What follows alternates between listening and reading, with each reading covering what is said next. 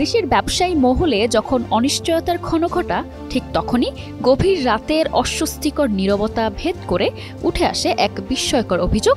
গোয়েন্দা পুলিশ তুলে নিয়ে গেছে সুমাস টেকের প্রধান নির্বাহী আবু সাইদ পিয়াসকে। এ নিয়ে জনমনে অনেক প্রশ্নই এখন ঘুরপাক খাচ্ছে। কি অপরাধে, কার আদেশে, আর কোন আইনের বলেই বা তাকে ধরে নিয়ে গেছে? কিন্তু উত্তরের দেখা নেই কোথাও। আর তাই ক্ষোভে ফুঁসছে সারা দেশের মোবাইল ফোন ব্যবসায়ীরা।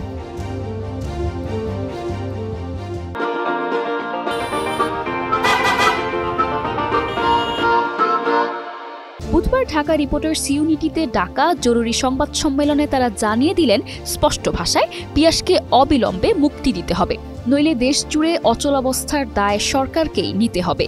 সংবাদ সম্মেলনে বক্তারা জানান, সুমাস টেকের প্রধান নির্বাহী আবু সাইদ পিয়াসকে গোয়েন্দা পুলিশ তুলে নেয়ার প্রতিবাদেই তাদের এই কর্মসূচি। বক্তারা আরও বলেন, অ্যাসোসিয়েশনের সেক্রেটারি পিয়াসকে আজকের মধ্যে মুক্তি না দিলে তারা সারা দেশে কঠোর আন্দোলনে নামবেন। একই সঙ্গে তারা দেশ অচল করে দেয়ার হুমকিও দেন।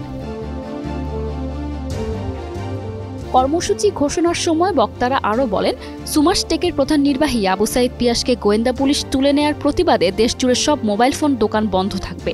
অ্যাসোসিয়েশনের সেক্রেটারি পিয়াসকে আজকের মধ্যে মুক্তি না দিলে তারা সারা দেশে কঠোর আন্দোলনে নামবেন। মঙ্গলবার গভীর রাতে সুমাস টেকের প্রধান নির্বাহী কর্মকর্তা আবু সাইদ পিয়াসকে ডিবি নিয়ে গেছে বলে অভিযোগ ওঠে। পিয়াসের পরিবারের একজন সদস্য বিষয়টি নিশ্চিত করেছেন। আর তার স্ত্রী সুমাইয়া চৌধুরী জানান, রাত ৩টার দিকে মিরপুর ১ এলাকার বাসা থেকে তার স্বামীকে তুলে নিয়ে যায় গোয়েন্দা পুলিশ। এ সময় ডিবি সদস্যরা পিয়াসের মোবাইল ফোনটিও জব্দ করে বলে জানান তিনি।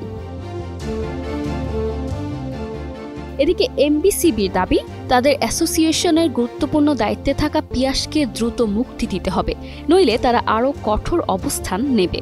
ডিআরইউতে অনুষ্ঠিত সংবাদ সম্মেলনে উপস্থিত ব্যবসায়ীরা বলেন, এই ঘটনায় ব্যবসায়ী মহলে আতঙ্ক তৈরি হয়েছে এবং সরকারের কাছে স্পষ্ট ব্যাখ্যা প্রত্যাশা করছেন তারা। এদিকে দোকানগুলো বন্ধ থাকায় ক্রেতা ও বিক্রেতাদের মধ্যে ভোগান্তি তৈরি হয়েছে। সরবরাহ ও লেনদেনে অস্থিরতা বিরাজ করছে, ফলে সাধারণ মানুষও সরাসরি অসুবিধার সম্মুখীন হচ্ছে।